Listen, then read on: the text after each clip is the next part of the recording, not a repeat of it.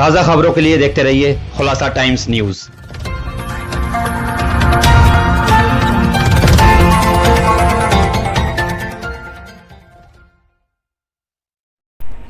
Before we begin, we would like to turn the spotlight to our media partners, the ABP network, who have wholeheartedly supported this larger initiative and through their live telecast of the conclave have taken this to the living rooms of millions of conscious citizens. The visionary behind all of us coming together today is none other than Maitreya Darashriji, a global humanitarian and transformation pioneer. He started the Maitri Bodh Parivar in 2013 with a vision to establish one world, one family, and since then has been working relentlessly Sai Baba Sansthan Trust for over 30 years. Mohanji is also the trustee and on the advisory board of Maitri Bodh Parivar. Please join me in welcoming Mr. Mohan Jaikar. It's such a pleasure today to welcome you all for this first edition of the Transform Bharat Stagnation and these drastic changes that have happened in our society have given rise to a new nomenclature. The new nomenclature would be Great Resignation, Moonlighting, Gig economy, the new normal, the work from home, things which we did not either feel or knew. We are also seeing disasters, natural, brought about by countries all over the world. Most countries are at war, though it has not come to our part of the continent. Yet, because of its content, knowledge, and what is our knowledge base. In that context, I would like to say is that the important is at the global level, the importance of economics. You cannot become a global superpower without being an economic superpower. That is one important thing. India controlled about 26% of global trade at a point of time. That time our art, culture, language, theatre, architecture, everything was prosperous. Even medicine, Ayurveda, all this was prosperous. We had a big contribution to the global level because we respected and controlled global economy. So we have to become an economic superpower to be global power in 2047. That's very important. And once we have our economic power, we have. इतना आकर्षक है कि मुझे आनंद हो गया। मैत्री बोध ये परिवार बोध से भी बड़ा बोध है। परिवारों में मैं झगड़े होते हुए देखता हूँ, संपत्ति के बंटवारे पर, सत्ता की भागीदारी पर, लेकिन जहाँ मैत्री होती है सारे झगड़े खत्म हो जाते हैं, आनंद ही आनंद होता है। अद्भुत नाम है इसका, मैत्री। और मैत्री भाव अगर हो तो वसुधैव कुटुंबकम तो अपने आप ही हो जाता है। मैत्री बोध दुनिया के सारे बोधों से बड़ा बोध है। मैत्री में कोई चाहत नहीं होती, अद्भुत काम है।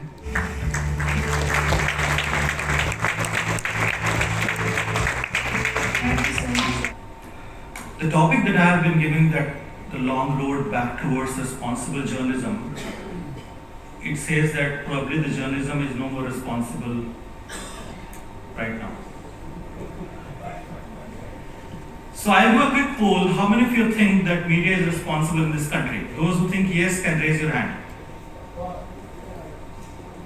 Have actually ruined our education system over many years.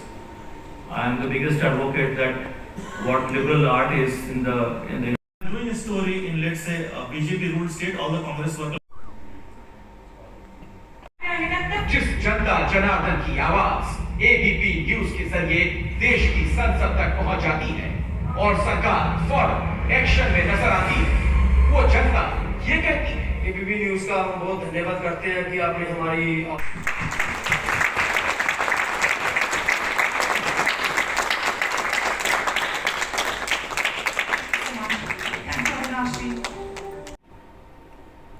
What we sell is evil, and that is more popular. So maybe for TRP ratings, we always say that there are tragedies out of love stories. So why can't they just remain love stories? The first time I was told you, मुझे लगता है that transformation which can come to me is जो दिया गया है क्या मैं उसको ठीक से करूं या उसको समझूं। दादा सिंह जी के बारे में एक और बहुत इंटरेस्टिंग चीज बताता हूं। Transformation is not only about like suppose we say that evil is we are selling more Ravan इसलिए बड़े रहे, पर वो ज्ञानी थे। अगर ज्ञान की भाषा करें हम, तब रावण के बारे में हम कह सकते हैं कि राम जी ने कह दिया था लक्ष्मण जी से, भाई तुम संसार का ज्ञान ढूंढ रहे हो तो अभी मर रहे, चंद सांसें, चले जाओ उनके पास। और बोले उधर आप कहाँ रहे थे? बोले पैर के पास खड़े नहीं रहता, मैं सर के पास खड़ा। तो सर के पास खड़े थे तो कैसे? गुरु चाहिए तो आपको पैरों चरणों के पास खड़ा रहना चाहिए। तब लक्ष्मण को संसार का जो भी ज्ञान मिला था वो कह गया था। तो रावण ने जब जो ज्ञान दिया था वो भी उसने यही कहा था कि मैंने सकारात्मक और नकारात्मक जीवन में जो भी था, happiness unhappiness both are there inside you, मैंने जिस चीज को उजागर किया था वो नकारात्मक था, तुम सकारात्मक कर देना। So the transformation which happened, घूमता रहा, कोई दुर्घटना नहीं हुई, आज सब पर विश्वास किया, भरोसा किया, कहीं धोखा नहीं पाया। सारे दिन मैं सच बोलता रहा, किसी ने बुरा नहीं माना।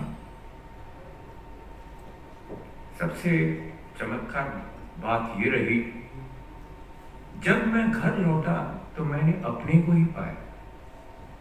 मुझे लगता है स्वयं को पाना यह आज चमत्कार क्यों हो गया है? कारण वो ज्यादा है नहीं। यदि उसकी मात्रा बढ़ाई जाए तो हम ट्रांसफॉर्म मेरे अपने में मैं देख सकता हूं। तो मुझे लगता है कि ये जब मैं मैत्री बोध परिवार पहुंचा तो मैंने स्वयं को लौटा हुआ पाया। मेरा जो फील्ड है, initially when I started my life I was a medical doctor and then I came into spirituality.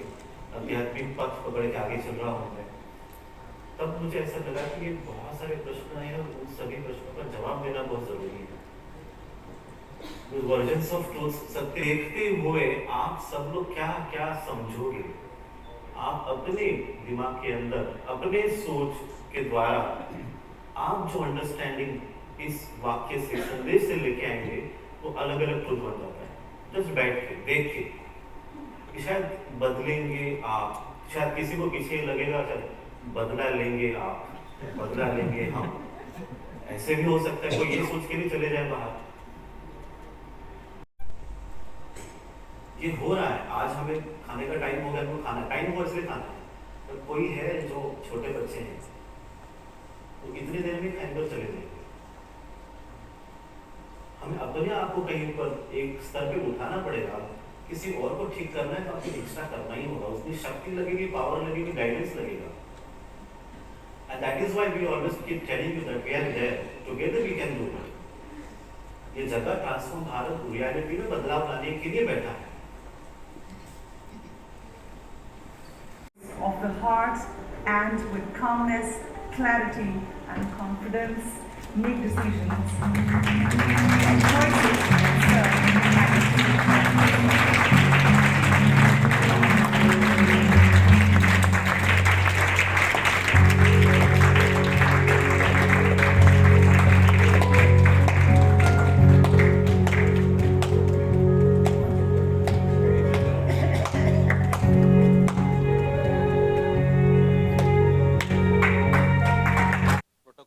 जिसके बेसिस पे आप अगर कुछ भी बनाते हो, संस्था बनाते हो, अपना काम करते हो, वो ज़्यादा देर नहीं चल पाएगी, वो बंद हो जाएगी। जहाँ पर सत्य है वो चल पाएंगे। तो क्राइसिस उनके लिए है जो गलत रास्ते पे चल रहे हैं, ग्रोथ उनके लिए है जो पॉजिटिव वैल्यूज़ के साथ चल रहे हैं। तो क्राइसिस ग्रोथ दोनों साथ में हैं, दोनों होते रहेंगे। तो आप अपने परसेप्शन के हिसाब से देख सकते हो कि आप आपके लाइफ में क्या देख रहे हो। नेगेटिव चीज़ हो रही है, उसी को आप 10 बार बोलते रहेंगे, अपने आप आपके लिए क्राइसिस शुरू हो जाता है। उसके बदले आप अच्छा क्या करने वाले हो, है ना। अब यहाँ पे गर्मी है, ठंड है, उसको लेके हम रोएंगे कि अपने आप को वैसा रखेंगे। ये दो अलग अलग विकल्प आपके पास है। हमें कहते हैं कि आप क्या कर सकते हो अच्छा इस वक्त, उसके ऊपर फोकस करो। जब वो करेंगे आप फोकस, अपने आप ही आपके लिए सब कुछ पॉजिटिव ही हो जाएगा। बट ये है कि उथल पुथल चेंजेस काफ़ी सारे होते रहेंगे समय के साथ, जो मैंने आज एक्सप्लेन भी किया। एक साइकिल पैटर्न चलता है, उस पैटर्न के हिसाब से चीज़ें खुल के आएंगी सबके सामने।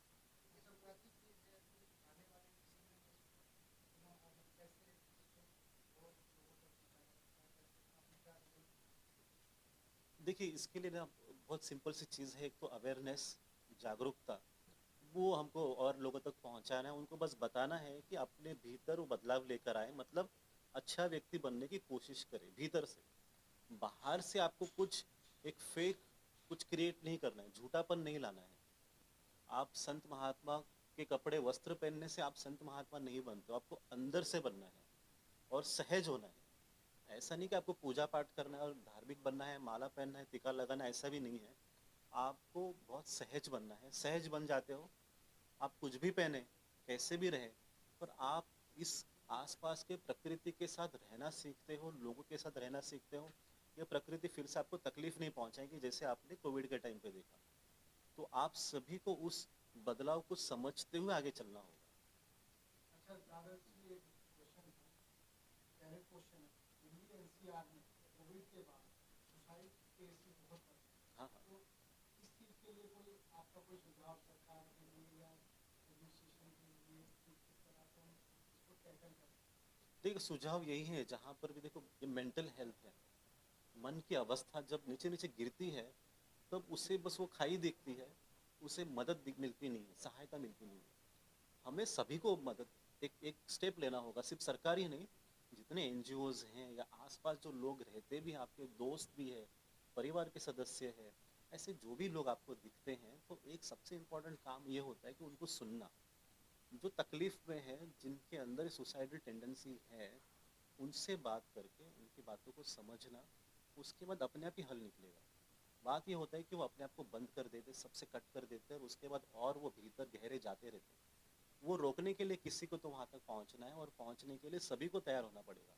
सिर्फ सरकारी नहीं, सभी को। सरकार ये कर सकती है, जागरूकता मुहिम चला सकती है। जो आसपास आपके लोग रह रहे हैं, उनसे बात करो, वो कैसे हैं या वो कैसे हैं। आप खुद को अपने घर के अंदर बंद करके न रहें। हम एक सोशल एनिमल जैसे हैं, हम सबको मिलना चाहते हैं। तो आप बाहर आके सबसे मिलें और बातचीत करें। बातचीत करने से आपको वो लोग मिलेंगे जो अपने आप को लोगों से अलग कर रहे हैं, तो सुसाइड टेंडेंसी के साथ चल रहे हैं। इससे हम बहुत बड़ा पुण्य भी कमा सकते हैं और समाज के लिए अच्छा भी कर सकते हैं, और आपकी ग्रोथ भी पर्सनल लाइफ में भी अच्छी हो सकती है।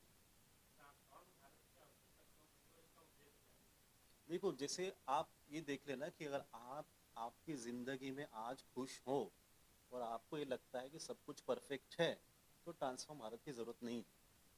अगर आपको लग रहा है कहीं पर कुछ तो बदलना ज़रूरी है, वो अगर लगता है आपको बदलना ज़रूरी है, तो इसलिए ट्रांसफॉर्म भारत। आपको जो लगता है आपके हिसाब से, आपको क्या लगता है क्या गलत हो रहा है, तो ट्रांसफॉर्म भारत की जो डेफिनेशन है, व्याख्या, परिभाषा आपके हिसाब से बदल जाती है। कि यहाँ पर थोड़ा पानी नहीं आ रहा है, पानी कम है, तो जैसे आप उसके बारे में सोचेंगे और वहाँ पे पानी की व्यवस्था करना, तो वो ट्रांसफॉर्मेशन फेज हो गया उनके लिए। किसी के अंदर दुख है, निकल नहीं रहा बाहर, उनके लिए मदद पहुँचाना, उनके पास बैठना, बात करना। जैसे उन्होंने कहा सुसाइड अवेयरनेस से आप पहले आपको अपने लिए टाइम निकालना पड़ेगा, खुद के लिए टाइम निकालना पड़ेगा कि मैं अपने आप को जान लूँ।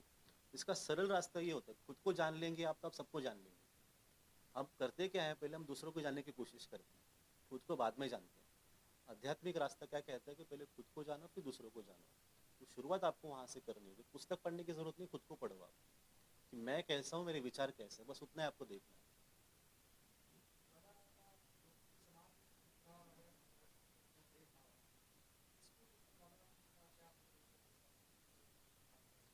देखो, जब भेदभाव है, ये अज्ञान का लक्षण है।